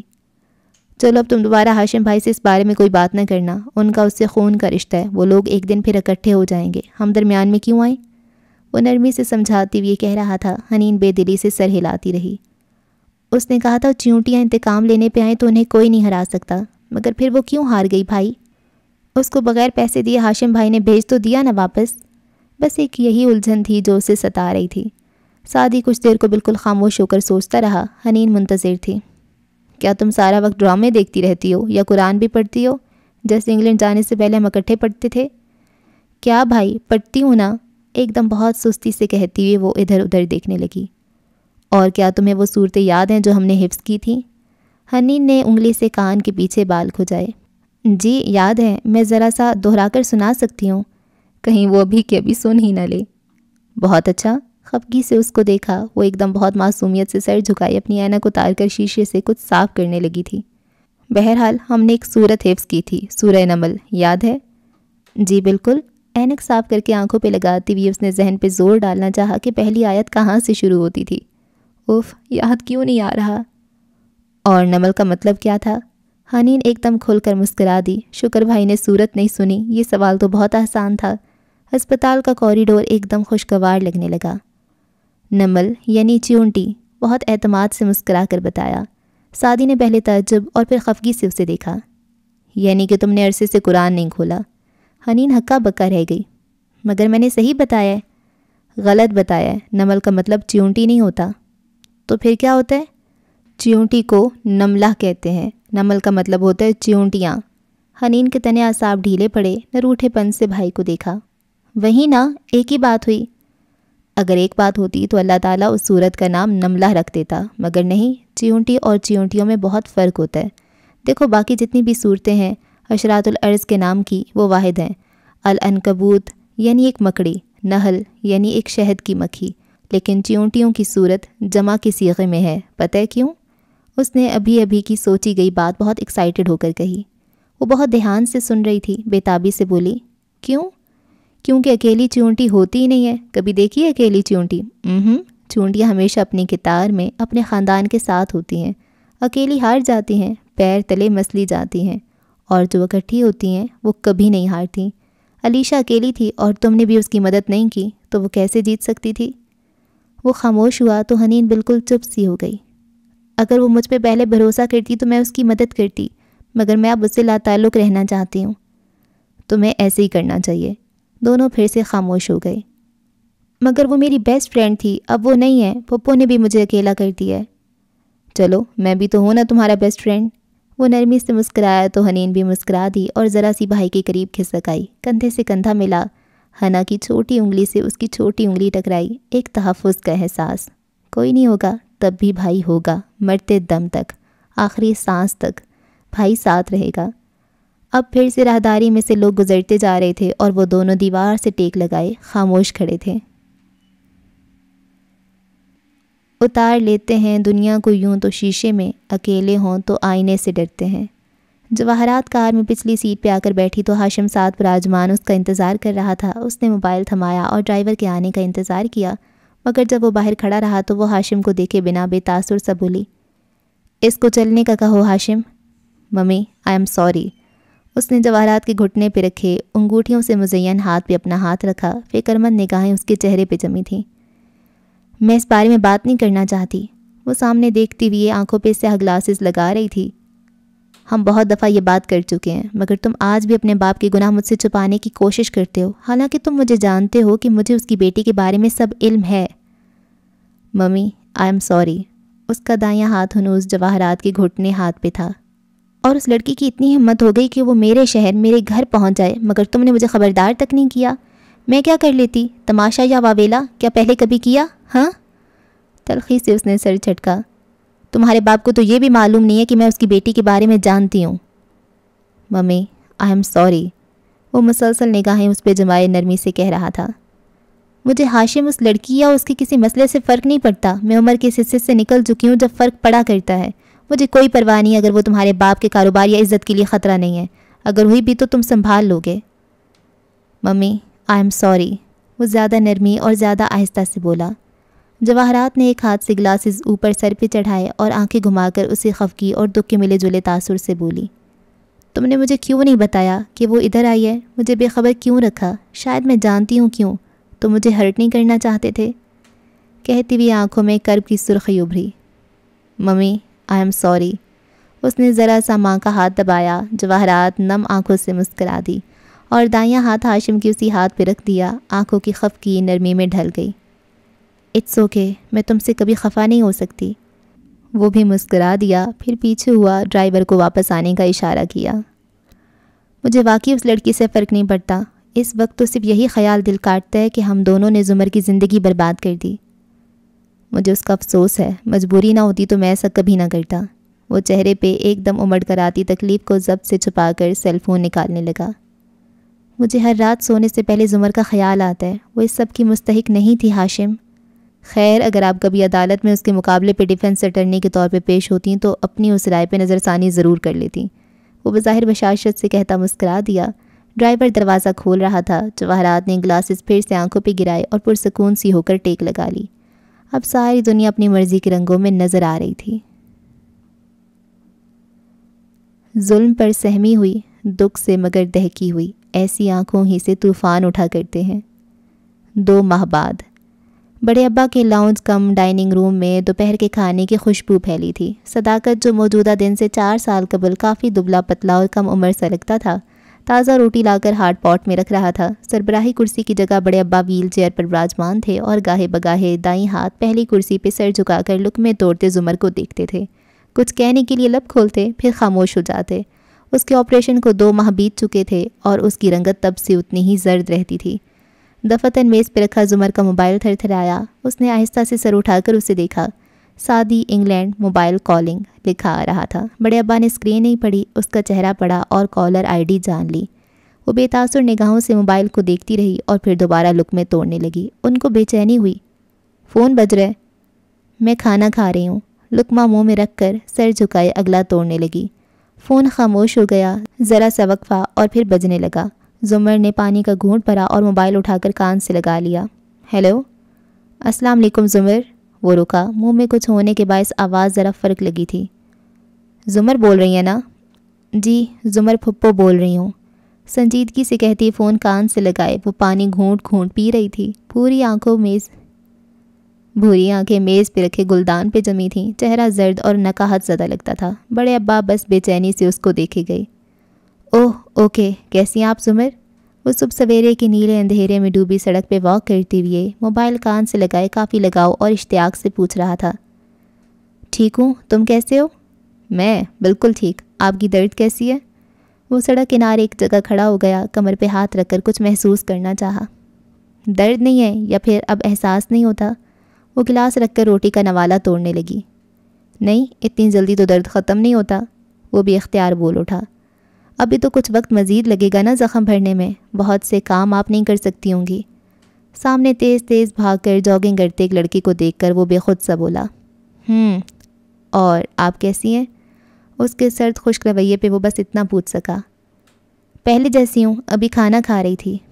اوہ ہاں، آپ کی تو دوپہر ہوگی، بڑے ابا جلدی کھانا کھا لیتے ہیں نا؟ وہ خفیف سا ہنسا۔ زمر خاموشی سے نوالا منہ میں رکھ رہی تھی، ساتھ ہی چپ ہو گیا، پھر دوبارہ کوشش کی۔ میں آج مال جا رہا تھا دوست کے ساتھ، کچھ چاہیے آپ کو؟ صرف سکون، اور وہ ادھر سے نہیں ملتا۔ وہ پھر چپ ہو گیا، مرجھا گیا، آہستہ سے بولا، چلے آپ کھانا کھائیں، میں فون رکھتا ہوں۔ زمر، قدرے وقفے سے اضافہ کیا۔ زمر پھپھو، تب احساس ہوا کہ بات کے آغاز میں اس نے کیوں یاد کرایا تھا۔ 21 سال زمر تھی، اب وہ پھپھو بن گئی تھی۔ بھتیجے نے فون بند کر دیا، زمر نے موبائل میز پہ رکھ دیا۔ اس سے کیوں ناراض ہو؟ وہ غور سے اسے دیکھنے لگے۔ میں اس سے ناراض نہیں ہوں، وہ میرا بچہ ہے، بچوں سے کون مقابلہ کرتا ہے؟ پھر اس کو یہ کیوں کہا کہ زمر پھپھو بول رہی ہوں؟ اوکے، آپ ہمارا کھانا خراب کرنا چاہتے ہیں تو ایسے ہی صحیح۔ پلیٹ پرے ہٹائی اور سر اٹھا کر سنجیدگی سے ان کو دیکھا۔ وہ اس وقت کہاں تھا جب میں بیمار تھی؟ میرا آپریشن تھا ابا، حماد نے منگنی توڑ دی تھی۔ ایک اجنبی عورت مجھے گردہ تک دے سکتی ہے، مگر وہ سعدی جس کو میں نے انگلی پکڑ کر چلنا سکھایا تھا، وہ ایک دن بھی میرے لیے نہیں رک سکا۔ وہ میرے پاس کیوں نہیں تھا اس وقت جب مجھے اس کی ضرورت تھی؟ یہ تب کیوں نہیں کہا جب اس نے فون کیا تھا؟ اس نے گہری سانس لے کر سر جھٹکا، بولی کچھ نہیں۔ تمہیں اصل غصہ اس بات پہ ہے کہ سعدی نے تمہارے مقابلے میں فارس کا یقین کیا، اور اس نام پہ اس کی آنکھوں میں سرخی اتر گئی۔ اگر آپ بھول گئے ہیں تو میں آپ کو یاد کروا دوں کہ فارس کا نام میرے سامنے مت لیا کریں۔ اس نے مجھ پہ گولی چلائی، اس نے میری زندگی برباد کر دی، اور اب بھی وہ آپ سب کو معصوم لگتا ہے۔ زور سے نیپکن پرے ہٹایا۔ تو پھر تم اس کے خلاف کیس کو خود کیوں نہیں لیتی اگر اتنا یقین ہے تمہیں اس کے مجرم ہونے کا؟ کیونکہ میں تکلیف میں ہوں اور میں اس تکلیف کو بڑھانا نہیں چاہتی۔ بیان دے دیا، گواہی بھی دوں گی، مگر آگے سرکار جانے اور فارس قاضی۔ تلخی سے، گویا پھٹے دل سے کہتی اس نے آخر میں بہت دکھ سے ابا کو دیکھا۔ اور کیونکہ میں اچھی طرح سمجھتی ہوں ندرت بھابھی کیوں آپریشن کے دن سے آج تک مجھ سے ملنے نہیں آئی، مجھے بار بار جھوٹا کہلوائے جانے کا شوق نہیں ہے۔ موبائل اور پرس اٹھایا اور بڑبڑاتی اٹھ کھڑی ہوئی۔ بابا جی ساری عمر کہتے رہے کہ وہ نہیں رکھتا تعلق تو میں کیوں رکھوں؟ سوچ سوچ کر ایک دن ہم تنہا ہو جائیں گے۔ میں تنہا ہو چکی ہوں، تھینک یو ابا۔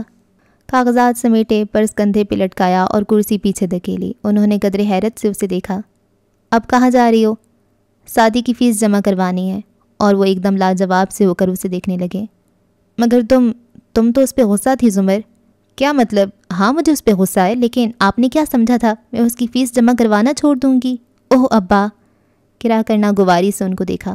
وہ بچہ ہے، میں نہیں، اور چیزیں لیے باہر نکل گئی۔ بڑے ابا نے ایک نظر ادھورے کھانے پہ ڈالی۔ یہ اگلے 4 سال تک کے اکثر ادھورے رہ جانے والے کھانوں کا آغاز تھا۔ کار میں بیٹھنے تک اس نے 1-2 مزید کال سنی جو آفس سے تھیں۔ اس کے بعد وہ ڈرائیونگ سیٹ پہ بیٹھی، لب کاٹتے ہوئے پرسوچ نظروں سے سامنے دیکھتی رہی، چہرے پہ الجھن تھی۔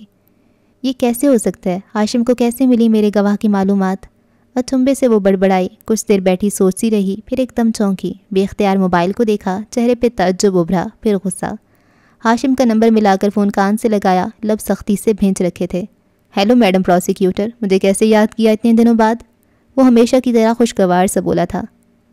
بہت مبارک ہو، آپ نے نعمان اکرم بنام افضل کاٹھیاواری کو، یعنی میرے کیس کو خراب کر دیا ہاشم۔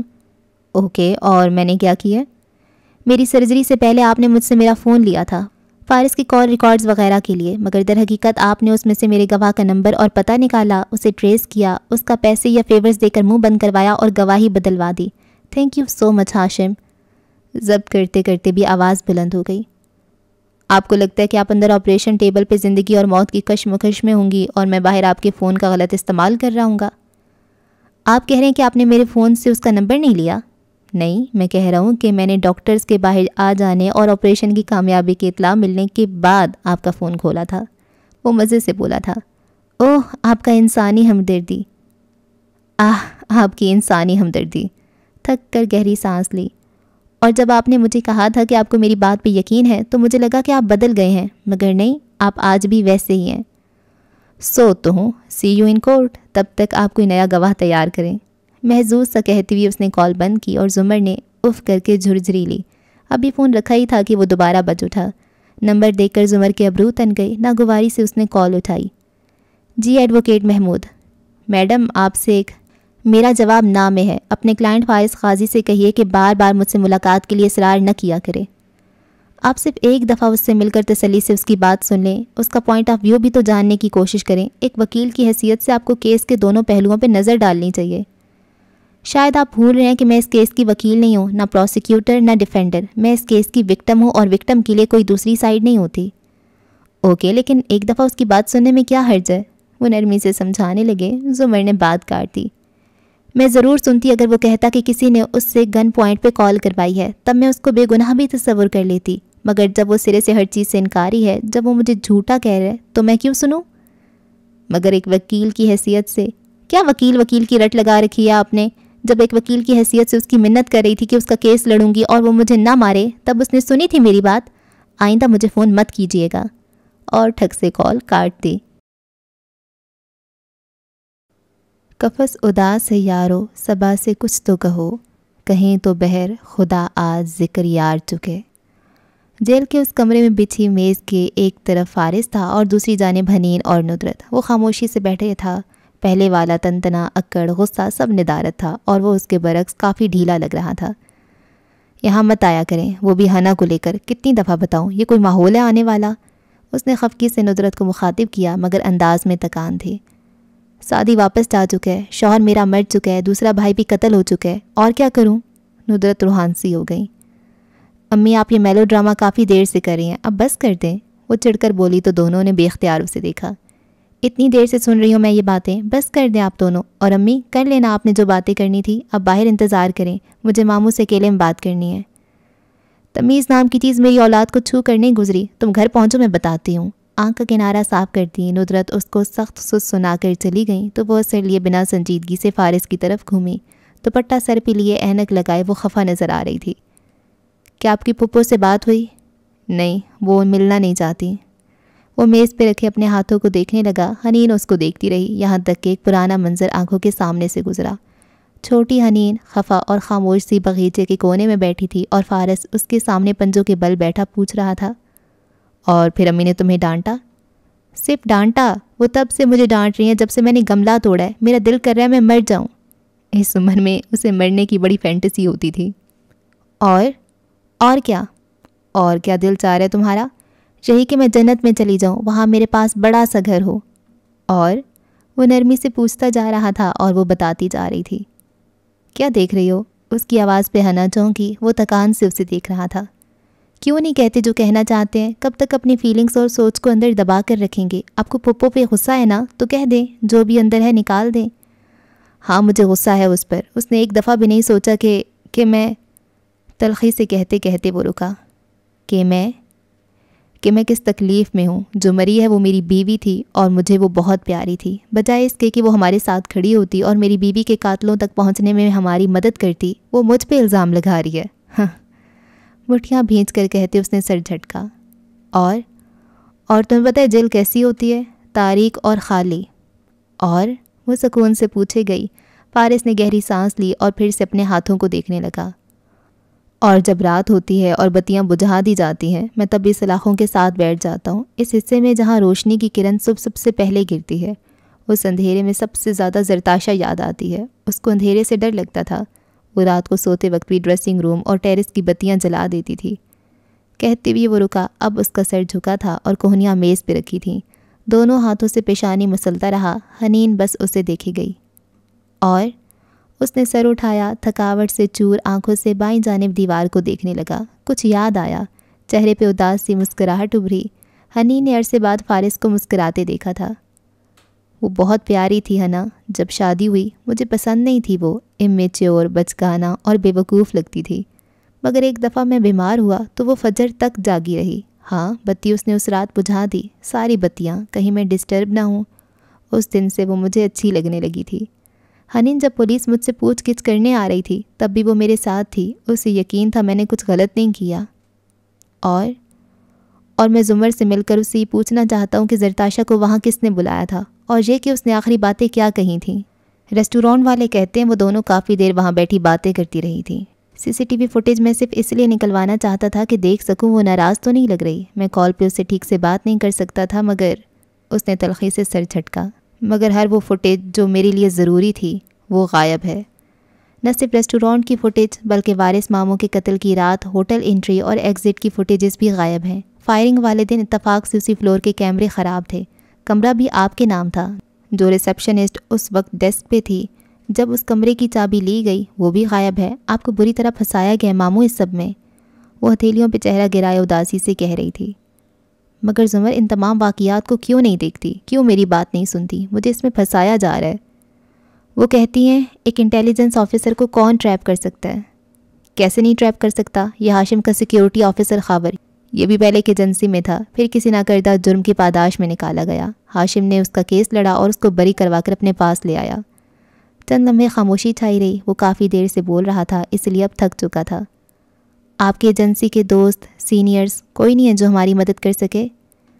حنین، یہ ایجنسیاں تب تک ساتھ دیتی ہیں جب تک آپ ان میں شامل ہیں، جب نکال دیے جاؤ تو سب ختم۔ مگر آپ کا کون دشمن ہو سکتا ہے؟ کسی پہ تو شک ہوگا آپ کو۔ دشمن تو بہت ہیں، کتنے کیسز دیکھے یاد بھی نہیں، مگر یہ میرے دشمن نے نہیں کیا، یہ وارث کے قتل کو کور کرنے کے لیے کیا گیا ہے۔ اور وہ کہتے کہتے رک گیا، آنکھوں میں چبھن سی ابھری۔ اور ہنی نے بغور اس کو دیکھا۔ مجھے ہاشم پہ شک ہے۔ اوہ، ہنا گہری سانس لے کر پیچھے ہوئی۔ مجھے معلوم ہے جو آپ نے بھائی سے کہا اور ہاشم بھائی نے سن لیا وغیرہ وغیرہ، ویسے آئیڈیا برا نہیں ہے، آپ کی جگہ یہاں ہاشم بھائی کو دیکھ کر مجھے بہت خوشی ہوتی۔ اس نے مسکرا کر آنکھ بند کر کے جیسے مزہ لیا۔ مگر ابھی آپ نے کہا یہ سب کرنے والا آپ کا نہیں وارث ماموں کا دشمن ہے، تو ہاشم بھائی کی ان سے کیا دشمنی؟ اور ویسے وہ قاتل لگتے تو نہیں ہیں۔ میں یہ نہیں کہہ رہا کہ ہاشم نے قتل کروائے ہیں، مگر مجھے اس میں وہ پھنسا سکتا ہے۔ سب سے بڑی بات، میری کار میں جو بھی ڈالا گیا سو ڈالا گیا، مگر جس صبح میں اور تم علیشا کے پاس ہوٹل گئے تھے تب پیچھے سے میرے گھر کی بیسمنٹ سے میری گن چرائی گئی، نہ کوئی لاک ٹوٹا نہ دروازہ۔ اتنے گارڈ، سیکیورٹی چیک پوائنٹس اور CCTV کیمروں کے ہوتی ہوئی بھی کوئی میرے گھر میں کیسے داخل ہو سکتا ہے اگر ہاشم اس کی مدد نہ کرے تو؟ خیر، جھول تو ہر سیکیورٹی سسٹم میں ہوتے ہیں، جب لوگ پینٹاگون پہنچ سکتے ہیں تو کاردارز کا کسر کیا چیز ہے؟ حنین کو بات دل کو لگتی ہوئی نہیں لگتی تھی۔ اور ہاشم کی بہن، وہ کیوں چلی گئی؟ بتایا تو تھا، وہ میری وجہ سے گئی، میرے پہ غصہ جو تھا وہی نکالا اس نے۔ اور اگر ہاشم نے اس کو ڈرا دھمکا کر بھیجا ہو تو؟ حنین، میں اس آدمی پہ اعتبار نہیں کرتا، وہ صبح اٹھتے وقت آنکھ کھولنے سے پہلے جھوٹ بولتا ہے۔ اب یہ مت کہنا وہ میرے لیے بہترین وکیل مقرر کر رہا ہے تو اس کا یہ مطلب ہے کہ وہ بہت مخلص ہے، تمہیں پتہ ہے؟ وہ بتاتے بتاتے رکا۔ کہہ دیں، میں سن رہی ہوں، میں ہمیشہ سنوں گی، وہ اداسی سے مسکرائی۔ فارس نے اس بات میں سر ہلایا اور انگلیاں آپس میں مسلتی ہوئے کہنے لگا، ہم چھوٹے تھے تو ماموں ہم سب کے لیے کھلونے لائے، ہاشم کو ٹوائے پستول دیا، مجھے ٹوائے رائفل۔ ہاشم میرے پاس آیا اور کہا، تمہاری رائفل تو بالکل اچھی نہیں ہے، اگر میں تمہاری جگہ ہوتا تو ڈیڈ کو یہ واپس کر کے اس سے بہتر لے لیتا۔ میں یہ سن کر فوراً گیا اور ماموں کو واپس کر دی۔ ماموں کو میرے رویے سے بہت افسوس ہوا، انہوں نے ایک اور کھلونا مجھے تھما دیا اور وہ رائفل کافی دکھ سے سامنے کر کے پوچھا، کیا کوئی یہ لے گا؟ ہاشم فوراً گیا اور بہت تابعداری سے وہ لے لی۔ بعد میں نے پوچھا، اگر وہ خود لینے کا دل تھا تو مجھے وہ سب کیوں کہا؟ تو وہ بولا، میں نے تو صبح سے تم سے کوئی بات بھی نہیں کی، اور آگے بڑھ گیا۔ اس دن میں اپنے ماموں کے دل سے اتر گیا اور ہاشم میرے دل سے۔ مگر ہم یہاں اصلی گنز کی بات کر رہے ہیں ماموں، ہاشم بھائی برے ہوں گے، کرپٹ اور جھوٹے بھی، مگر ان کے پاس یہ سب کرنے کی کوئی وجہ نہیں ہے۔ کوئی ایک بھی چیز آپ کے ماموں یا ان کے خاندان کو اس سب میں ملوث نہیں کرتی دکھائی دیتی۔ مجھے لگتا ہے اورنگزیب کاردار کے علول اعلان آپ سے اظہار لا تعلقی کے باعث آپ ان سے ناراضگی کی وجہ سے ایسا سوچ رہے ہیں۔ شاید۔ وہ پرسوچ نظروں سے دور دیوار کو دیکھتا نیم قائل ہو گیا۔ یا پھر اب بھی مشکوک تھا، اس کو خود نہیں معلوم تھا۔ ملاقات کا وقت ختم ہو چکا تھا۔ صدا دینے والے نے صدا لگائی تو وہ اٹھ کھڑی ہوئی۔ فارس نے نظریں اٹھا کر اسے دیکھا اور ستے ہوئے چہرے کے ساتھ مسکرا دیا۔ تھینک یو ہنا، دوسری دفعہ میری بات سننے کے لیے۔ اور پہلی دفعہ کب تھا؟ ہنا کو یاد آیا، وارث ماموں کے قتل والی رات، ہوٹل میں جب اس نے ذکر کیا تھا اس لونگ کا۔ میں ہمیشہ سنوں گی، چاہے پھپھو نہ بھی سنیں۔ وہ رکی، ذرا ہچکچائی۔ جب آپ ان سے ملنا تو ان پہ غصہ نہ کرنا، وہ تکلیف سے گزری ہیں، اور شاید ایسی تکلیف سے گزرنے کے بعد میں بھی یہی کرتی۔ یہی مسئلہ ہے حنین کہ صرف وہی تکلیف سے نہیں گزری۔ اپنا خیال رکھیے گا۔ سنو، وہ جا رہی تھی جب فارس نے پکارا، وہ بھی اختیار مڑی۔ جی؟ وہ چند لمحے دیکھتا رہا، پھر آہستہ سے بولا، میں یہاں سے نکلنا چاہتا ہوں، کیا تم لوگ مجھے یہاں سے نکال لوگے؟ اور بدقت یہ کہتی ہوئی اس کی آواز میں ڈھیروں بے بسی اور کرب در آیا تھا۔ حنین کو دھکا سا لگا، وہ بہت کچھ کہنا چاہ رہی تھی مگر کاش میں نجومی ہوتی، کہا اور باہر نکل آئی۔ فارس نے سر دونوں ہاتھوں میں گرا دیا۔ وہ ایک سرنگ کے اندر کھڑا تھا جہاں دونوں طرف اندھیرا تھا اور دونوں طرف کا منہ بند تھا۔ زمر سے بات کر کے ہاشم نے موبائل جیب میں رکھا اور سامنے دیکھا۔ وہ اپنے کمرے کی بالکنی میں کھڑا تھا اور یہاں نشے میں واقع فارس کا گھر نظر آتا تھا۔ دوسرے ہاتھ میں پکڑے مگ سے کافی کے گھونٹ بھرتے ہوئے وہ ریلنگ پہ جھک کر سوچتے ہوئے انیکسی کو دیکھنے لگا۔ تم پہلے سے زیادہ پرسکون نظر آ رہے ہو۔ جواہرات عقب سے چلتی ہوئی آئی اور اس کے ساتھ آ کھڑی ہوئی۔ ہاشم نے بدستور سامنے دیکھتے ہوئے ذرا سے شانے اچکائے۔ مجھے کوئی خوف نہیں ہے، میرے ہاتھ صاف ہیں، اور میرا خوف بڑھتا جا رہا ہے۔ یہ سارا ڈرامہ اگر کھل گیا تو کچھ نہیں ہوگا، صرف دو لوگ ہمارے لیے خطرہ بن سکتے تھے، فارس اور زمر۔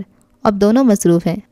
فارس کا وکیل کیس کو لٹکاتا جائے گا، پیشی پہ پیشی، کمزور دفاع، اور اگلے 8-10 سال تو فارس جیل سے نہیں نکلنے والا۔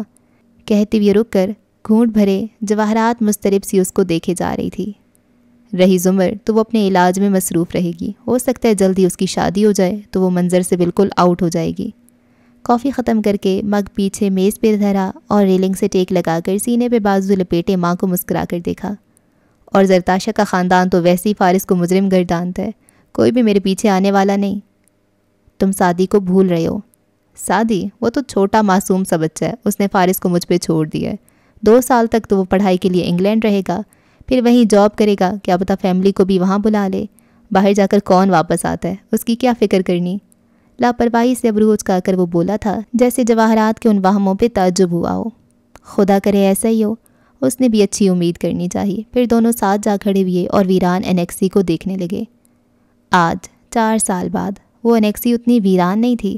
اس کی بیسمنٹ میں دیوار پہ لگی تصویروں اور تراشوں کے سامنے فارس کھڑا تھا اور پیچھے کہیں سعدی بیٹھا چائے پی رہا تھا۔ تراشوں کے اوپر چلتی 4 سال پرانی فلم ختم ہوئی تو فارس چونکا، پھر ہاتھ میں پکڑے کپ کو دیکھا، وہ ہنوز گرم تھا اور وہ اتنا پرانا سفر کر کے واپس بھی آ گیا تھا۔ ذہن کی رفتار روشنی کی رفتار سے کہیں زیادہ تھی۔ کچھ کھلائیں گے یا میں جاؤں؟ اپنا کپ خالی کر کے رکھتا سعدی اٹھا تو فارس چونک کر مڑا۔ جینز، جوگرز اور ٹی شرٹ میں ملبوس دراز قد لڑکا 4 سال قبل کے مقابلے میں زیادہ سنجیدہ، صحت مند اور بڑا بڑا سا لگ رہا تھا۔ تول تول کر بولنے والا مگر اچھا بولنے والا۔ مرضی تمہاری۔ ایک گھونٹ بھر کر اس نے میٹھی چائے رکھ دی، پھر کچھ سوچ کر موبائل اور والیٹ اٹھایا۔ چلو ساتھ چلتے ہیں، آپا نے 2-4 دن سے ملاقات نہیں ہوئی۔ جی مگر گھر میں پہلے دن جیسی خاطر نہیں ہوگی، بھنڈی بنا رہی تھی امی، اب آپ 2 ہفتے پرانے ہو چکے ہیں۔ سونف مٹھی میں بھر کر پھانکتے ہوئے وہ محظوظ سا کہتا سیڑھیوں کی طرف چلا گیا۔ فارس تبصرہ کیے بغیر پیچھے آیا۔ جب کار واپس روش پہ چلاتے ہوئے وہ کاردار کسر کے قریب ہونے لگے تو سعدی نے دیکھا ہاشم اور سونیا اپنے کتے سمیت ابھی تک لان میں کھڑے تھے، اب گیم کی نوعیت بدل گئی تھی۔ میں 1 منٹ ہاشم بھائی سے بات کر کے آتا ہوں۔ وہ کار سائڈ پہ رو کر باہر نکلا تو فارس نے بیزاری سے پیچھے سے پکارا، جلدی آنا۔ اسے آتا دیکھ کر ہاشم نے سونیا سے کچھ کہا، وہ سر ہلا کر ایک طرف کو چلی گئی۔ سعدی قدم قدم چلتا قریب آیا۔ Hello Saadi. ہاشم نے مسکرا کر اسے دیکھا، دونوں میں سے کسی نے مسافر کے لیے ہاتھ نہیں بڑھایا۔ بس ایک بات کہنی تھی ہاشم بھائی، وہ سنجیدگی سے اس کو دیکھتا کہنے لگا۔ شہرین چاہتی ہے کہ میں آپ سے بات کروں، اس لیے کر رہا ہوں، آپ سونیا کو اس کے ساتھ جانے دیں، انہوں نے اپنی فلائٹ بھی آگے کروا لی ہے۔ اوکے، میں اسے جانے دوں گا، ایک شرط پہ۔ سعدی کے ابرو تعجب سے اکٹھے ہوئے۔ اور وہ کیا ہے؟ جو تم نے مجھ سے چرایا تھا وہ واپس کر دو اور میں سونی کو شہرین کے ساتھ جانے دوں گا، ڈیل۔ جیب سے دائیں ہاتھ نکال کے ہاشم نے اس کی طرف بڑھایا۔ سعدی نے اس کی سرد مسکراہٹ کو دیکھا اور پھر اس کے ہاتھ کو۔ فیصلہ کرنے کے لیے بس چند سیکنڈ تھے۔ اوکے جی، یہ ایپیسوڈ اور یہ چیپٹر ختم ہوا، اور جو کچھ پاسٹ کا تھا میرے خیال سے وہ اب کلیئر ہو گیا۔ اب پاسٹ کا کچھ بھی نہیں بچا ہے نا، اب پریزنٹ ہوگا اور فیوچر ہوگا۔ اچھا، علیشہ کیسے منظر عام سے بالکل غائب ہو گئی، اور حنین بھی مزے کی بندی ہے یار، اسمارٹ ہے۔ جب اس نے ہاشم کو جواب دیا نا تب مجھے اچھی لگی وہ، لیکن پھر اس کو ہاشم پھر سے کیسے اچھا لگنے لگ گیا ایک دم سے، ہے نا؟ حالانکہ آخری ٹائم تک تو اس کو ہاشم نہیں پسند تھا، پر چلو آ ہی جاتا ہے۔ اور فارس بیچارہ بس بالکل بے بس ہو کے جیل میں رہ گیا، سب چھوڑ گئے اس کو۔ ایسے ہی ہوتا ہے، کون کب تک آپ کا ساتھ دے سکتا ہے، دوست وغیرہ بھی پھر آہستہ آہستہ پیچھے ہو جاتے ہیں۔ سعدی نے خیر اس کی مدد کی، اور زمر اور سعدی کا جو تھا وہ بھی اب بانڈ ٹھیک ہو گیا ہے، دونوں کو پتہ چل گیا کہ ایک کو پتہ ہے اس نے میری فیس دی ہے، دوسری کو پتہ ہے کہ اس نے مجھے گردہ دیا ہے، یہ بھی صحیح ہو گیا۔ اور حنین کی بھی پڑھائی ہو گئی ہے، اور ٹھیک ہے، مزے کی بات ہے، سب اچھا لگ رہا ہے مجھے۔ اور یہ جواہرات اور جو ہاشم گیم کھیلتے ہیں نا، کہتے ہیں بات کر کے اپنی مرضی سے سارا کچھ کر کے پھر کہتے ہیں اچھا ایسا تو کچھ ہوا ہی نہیں تھا۔ چلاک دونوں اپنی مرضی کا کام بھی کر جاتے ہیں، اور دوسرے پہ احسان والا جو ایک کڑا ہوتا ہے نا، کڑا ہماری زبان میں کہتے ہیں کہ کڑا چاڑ دیتا، کہ ویسے تو وہ کام انہوں نے ویسے ہی کرنا ہوتا ہے، لیکن دوسرے کو یہ احساس دلاتے ہیں کہ ہم نے آپ پہ احسان کیا ہے۔ یہ والی جو ہے نا کڑا چاڑنے والی بات، یہ بڑی بری ہوتی ہے، لیکن بہت سے لوگ یہ کر دیتے ہیں۔ خیر پتہ چل جاتا ہے سمجھدار بندوں کو۔ دیکھتے ہیں آگے کیا ہوتا ہے، دعاؤں میں رکھیں یاد۔ اللہ حافظ۔